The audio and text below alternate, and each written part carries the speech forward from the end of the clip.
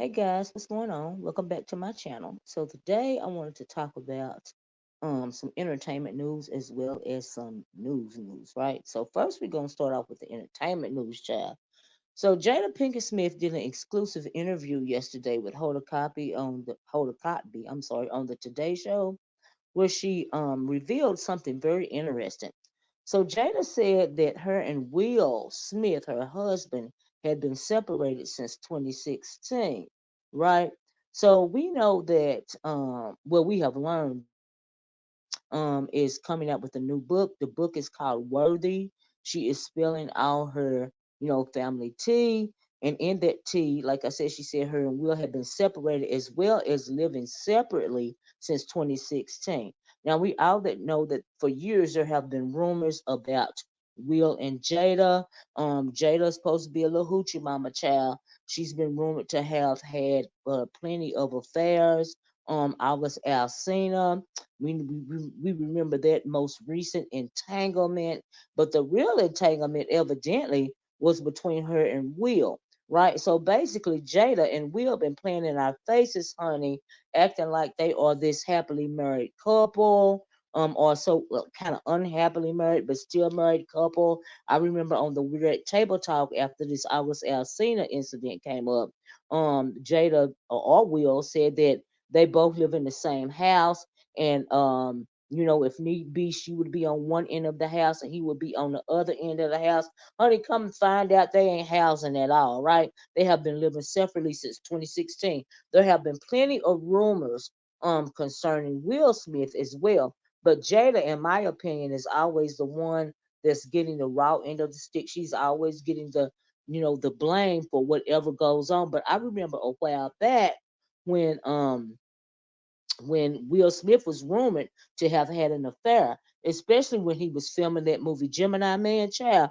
There was another a French woman on the set with him, right? And so they was probably trying to blame Jada for that too. But honey, that rumor went by the wayside. I couldn't even find the article concerning that rumor because they had a photograph of the woman that was supposed to be his side chick, right? So anyway, Jada, also on the Red Table Talking in an interview, said that she never wanted to marry Will Smith in the first place, right? So, back in 1997, she's talking about how the marriage came about. You see this information right here when she's saying, she revealed in recent years she never intended to marry anyone, but in September 1997, Smith proposed to her as she accepted before finding out the very next day that she was pregnant with her first child. Now, see, in the first place, I don't think she found out a day after that she was proposed to and she accepted that she was pregnant. I think that Will proposed to her because she found out that she was pregnant with her first child, Jaden, right? So she says 3 months pregnant and feeling pressure of being her mother's only child, which don't make no sense, right? Because in the Red Table Talk, she kind of alluded to her mom pressuring her to marry Will Smith, right? She made her way down the aisle despite her own wishes, right? So despite her own wishes means I didn't ever want to marry him in the first place, but my mama made me, and plus I was pregnant with the first child, right? So that's really what she's saying, right? And she also states that her third trimester was horrible or whatever, and she said she went down the freaking aisle getting married. She said she was crying going down the aisle, and I remember that Table Talk episode where she said she was crying going down the aisle, child. I don't think it was pregnancy hormones. I don't think it had anything to do with her third trimester. I think she went down the aisle crying, child, because she didn't want to get married to Will Smith in the first place, right? Now we know Will Smith had also had a previous marriage with a lady named Sherry or Cherie or something like that, right?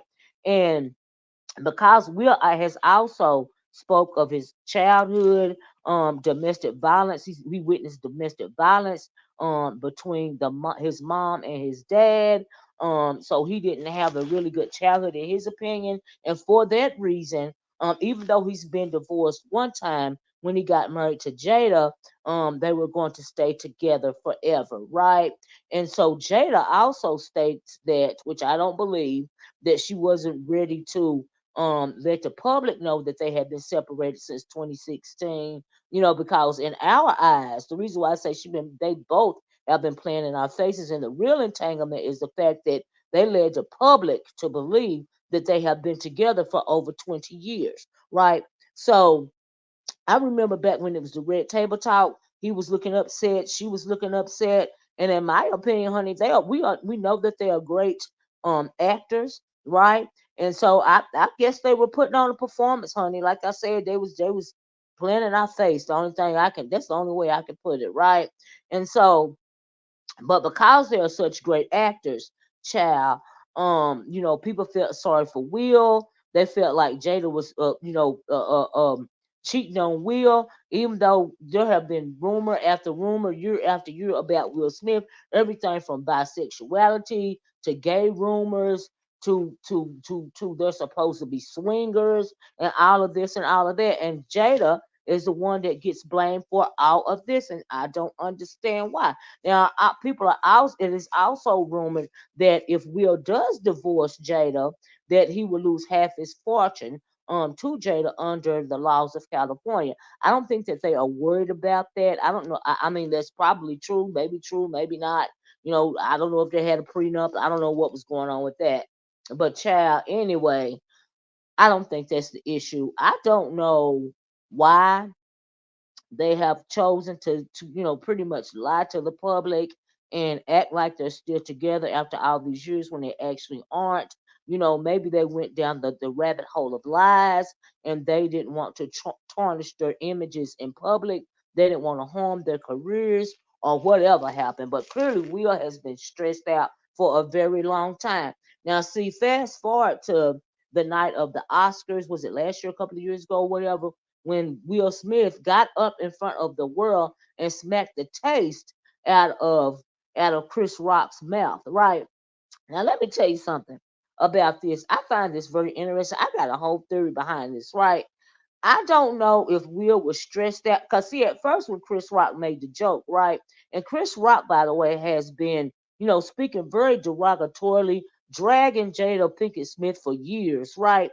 Now, so at first, Will was laughing when he was making a joke about Jada. Then all of a sudden, his face changed, and he got up and walked on the thing and slapped the taste out of his mouth. Went back and sat down. Told Chris Rock to keep Jada's name out his effing mouth and all of this and all of that, right? So Chris Rock, and the world stood behind Chris Rock. He had been done so wrong, all this and all that. He slapped the taste out of his mouth in public. Chris Rock still didn't found no charges, all this and all that, right? Well, come to find out that Chris Rock has been salty with Jada for years because Jada turned him down.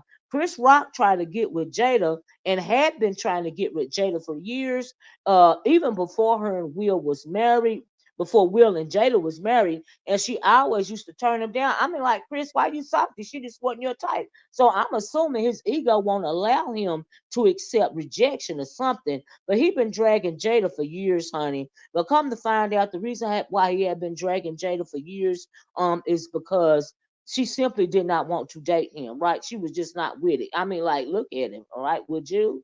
Right? Between him and Will and Tupac and all those other people that she's been, I was out seeing them.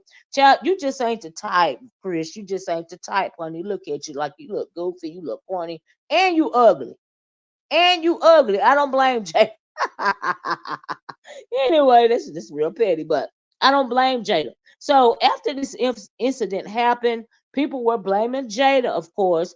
So Jada, she let everybody know that, look, I didn't have nothing to do with this. I didn't have no parts in this. Will chose to get up and do whatever he did. Now, to me, my theory is when he went up there and did all that, why would you do that? When Jada back in 2016 or 2017, also she started up that Oscar So White campaign. So why on the night that the first black man it has been chosen to produce the Oscars.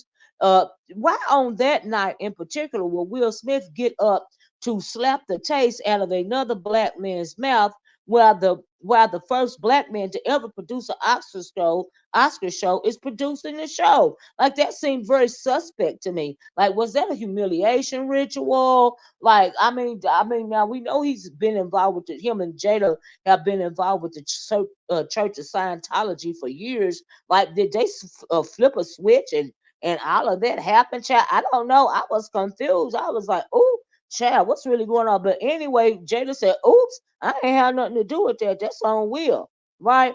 So like I said, her book is coming out today, right? And she spills a lot more tea concerning August Alsina and her relationship. I remember August Alsina saying Will Smith pretty much gave his blessing for them to be in a relationship.